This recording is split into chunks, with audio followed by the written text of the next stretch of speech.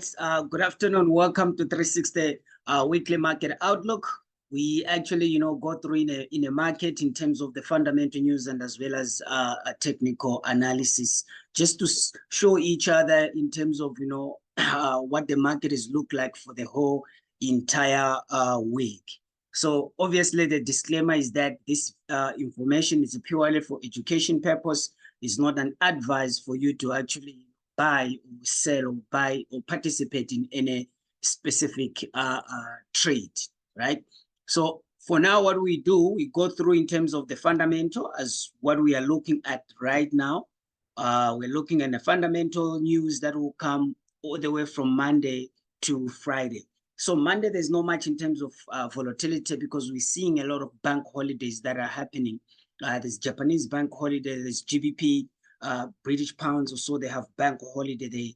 I think the only volatility that is coming is 2:25 p.m. SNB chairman Jordan speaks from Swiss franc. That's not much in terms of high impact volatility. But moving on Tuesday, May the 7th, that's where we are seeing a lot of the picking up of volatility in the market. We are seeing the Australian cash rates, Australian monetary policy.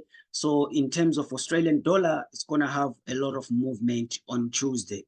All the way to Tuesday later around 10:30 a.m., there's a construction PMI, expecting again to have high volatility from GDP instrument and all correlated instrument.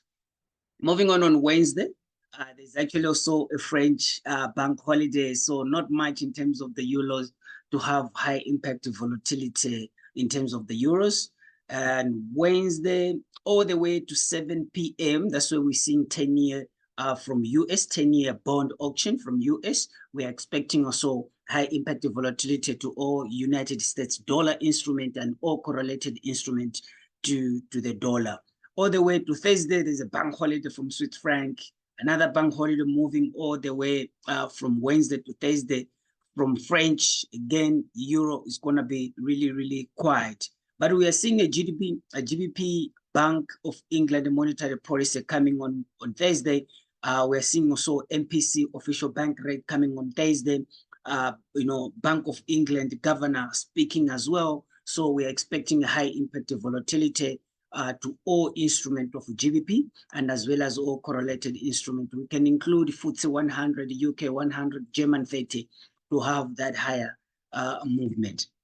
Later on 7 p.m., there's a 30-year bond auction on Thursday. Remember on Wednesday, there's 10-year bond auction. And then on Thursday, 7 p.m., there's 30-year bond auction that comes from US. Again, high volatility we're expecting there from US instrument and as well as all indices like NASDAQ, US 30, S&P 500. We have seen already S&P 500 reaching to 5,100 or surpass that mark. So we're expecting high movement coming from US instrument because of the 30-year bond auction. Moving on Friday, last day of the week, May the 10th, there's a GDP, gross domestic product coming from Great British pounds. Again, high impact volatility is going to happen 8 a.m. in the morning. So we're expecting instrument like UK 100, German 30, and all correlated instruments to euro or to GBP to have high impact volatility there. Later, 2:30 p.m., there's a Canadian employment change. There's employment cash rate as well from Canada, 2:30 p.m. Friday. So all movement there expected to Canadian dollar and all correlated instruments. So yeah, man, that's pretty much how in terms of the fundamental news of the week are looking like. But now I think what we can do, we can jump into a chart and just trying to see where the market is at the moment or now, and then where exactly we think by the end of the week the market will look like. We have seen a lot of movement that will come from, for example, from from US 10-year bond and then US 30-year bond. So now we're looking at NASDAQ and the US 30. These are instruments that will always follow each and every single week because of it brings the volatility and it brings a lot of movement. So if you look at NASDAQ, it pushes the price to 17,900. In fact, it actually goes to close to 18,000. So I'm expecting it to actually, come starting recovering a little bit, depending on those 10-year bond or 30-year bond that is starting from Wednesday, right? So that means now, maybe when the market open, it might drop just a little bit to this position, not that much, and then start picking up from tomorrow all the way. But if the 10-year bond results, they're not going to be a positive, then we're expecting this space to be covered, the market or Nasdaq to push all the way down to the level of 17,290, 17,297, somewhere there. Same as US data. If you look at the US data on a bigger time frame, last week I predicted that, NFP is going to be a bullish movement. A lot of people, they were not, following that because the market was already on a high. They were expecting that, it will start dipping. Sorry about that. But because we understand in terms of the earnings that they were coming out, in terms of the tech earnings, Microsoft earnings, Apple earnings, we actually expect the price of the instrument or the price of the stock to actually go a little bit higher. So where exactly I'm thinking US data, it hasn't done yet, finishing up. So maybe it might pushes the price to these levels of 39,000 flat, and then from there to start now dipping up. By the time the market maybe open tomorrow, we might see breaking 38,000 all the way to Wednesday. That's where we're going to see it pushing the price all the way to 37,823. So there's a UK 100 as well, that FTSE 100 that we can pay attention. We can see some gap there. Really expecting again to actually start pushing the price a little bit down, to recover a little bit down, because of there's not much movement today, Monday. That means it might push the price a little bit down to this level, and then expecting the high volatility that are coming from a GDP. Remember, there's a Bank of England governor speaking on Wednesday. There's also Great British Pounds GDP that is actually expected to actually drop. If the numbers of the GDP are going to be positive, so we're expecting the price to go all the way up. But according to the way we have seen the European sessions or European market moves, so I'm pretty much expecting the market to dip a little bit, maybe to 8,034, somewhere around there when it comes to UK 100, which is UK 100 moves along with the German 30.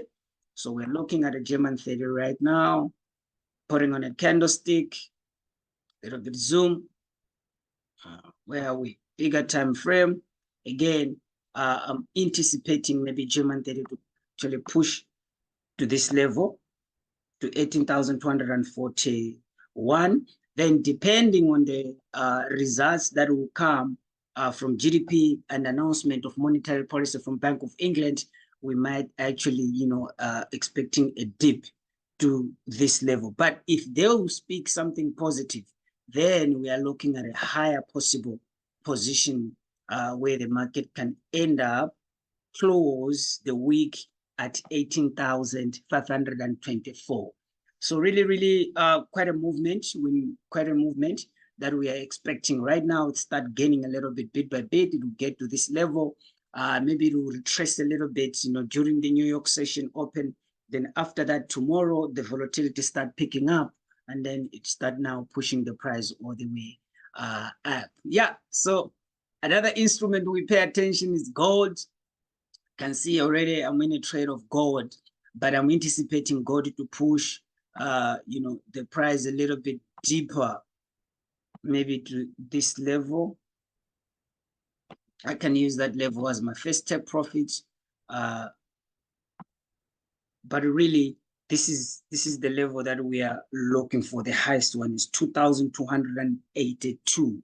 2,282. So we're anticipating it will drop a little bit, but during goes all the way to Thursday, Friday, Wednesday, Thursday, Friday, we're expecting it gold to drop to 2,282. That's quite some moves, quite some pips that you can actually take advantage, compare with your own analysis and then jumping in a market and do something and trade, if I may say. So, all right, man, thank you very much for actually watching this video. Keep subscribing on the 360 channel, so that you can be able to be up to date each and every week based on how the fundamentals are moving, and as well as few trades in terms of the technical analysis as well. Share with other guys the information that's needed. You can share with other guys. Please don't forget 360 Capital have a bonus that is running. It's a 50% bonus. If you deposit for at least a minimum of $100 above, you get an extra 50% on your equity, so that you can bump up your equity. You can have more margin that allows you to actually, see opportunity like this and execute it with a bigger volume. So thank you very much for watching. Thank you. Bye.